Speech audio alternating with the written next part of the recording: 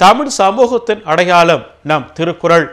உலகத்திற்கே வழிகாட்டுகின்ற திருக்குறளை எத்தனையோ பேர் பல வழிகளில் அதன் மகத்துவத்தை மக்களிடம் கொண்டு போய் சேர்த்து வருகின்றார்கள்.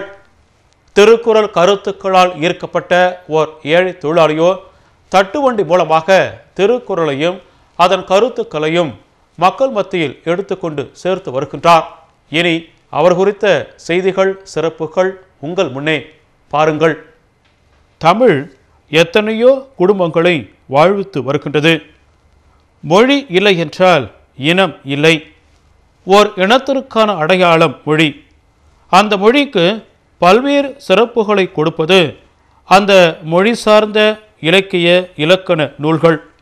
அப்படி ஒரு மொழிக்கான அடையாளமாக சொல்லப்படுகின்ற திருக்குறள் என்ற 2040 வருடங்களுக்கு முன்னர் மகான் திருவள்ளுவரால் படைக்கப்பட்ட நூல் ஆகும். அறம், பொருள், இன்பம் என்று 3 பகுப்புகளில் மனித சமூகத்திற்கு தேவையான பல செய்திகளை அடக்கி வைத்தவன் மகான் திருவள்ளுவர். வள்ளுவர் என்பது ஒருவரா அல்லது திருக்குறள் என்பது பலரால் பல்வேறு காலகட்டங்களில் எழுதப்பட்டதா என்றெல்லாம் ஆய்வுகள் நடைபெற்று கொண்டே வருகின்றன. 1330 குறட்பாக்கள், அத்தனையும் மனிதர்களுக்கான இலக்கணங்கள்.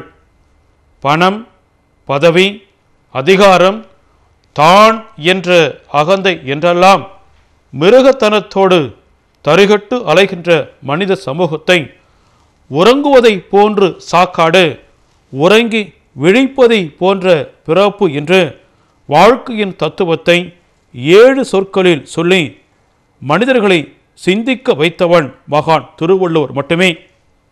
திருக்குறள் எத்தனையோ நாடுகளுக்கு வழிகாட்டுகின்ற அறநூலாக இருந்து வருகின்றது.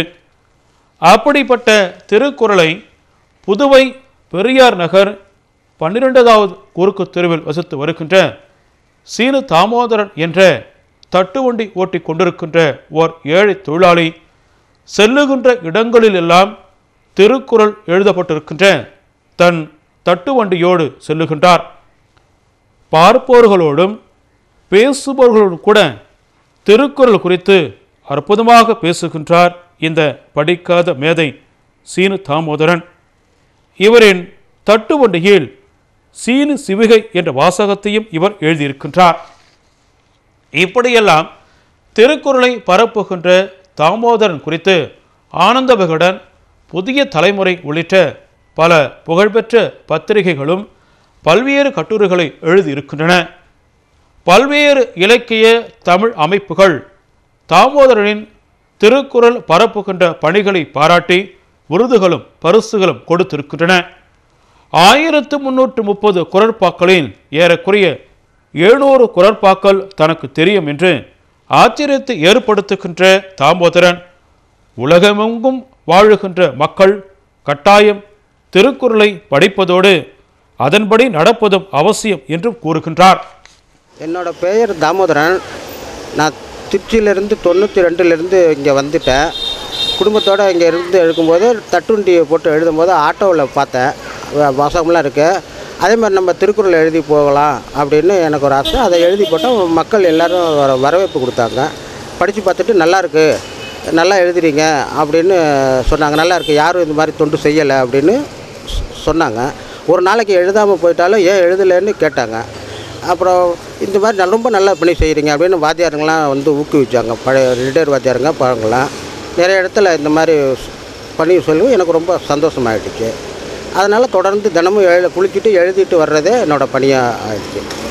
சிலர் இப்போ இதோட புகழ் நம்மளை அடையாளம் காமிச்சிக்கிறதுக்கு எவ்வளவோ கஷ்டப்படுறாங்க. ஆனால் எளிதான முறையில் இந்த வாழ்க்கை நூலை வாஸ்தவமாக வெளியில் கொண்டு போடுறதுனால எனக்கு கிடைச்சா அது நண்பரெல்லாம் எளிதாக எல்லோரும் எனக்கு நட்பாகிடுறாங்க.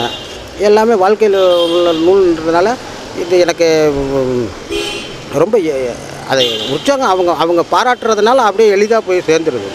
திருக்குறள் வந்து வாழ்க்கை நூல்.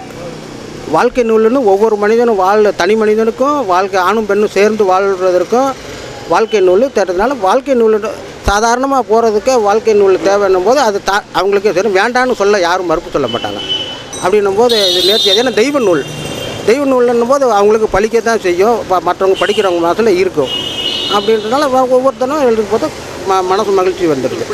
தமிழ் இலக்கியங்களை பேச்சுக்களாக இலக்கிய ஆளுமையோடு மேடைகள் எங்கும் ஒலிக்கின்ற திறன்களை கொண்டு தமிழ் மொழி வணிகமாக மாறி வருகின்ற வியாபார உலகில் சீனு தாமோதரன் போன்றவர்கள் வாழுகின்ற வரையில் மொழி வாழும், என்றும் வாழாது.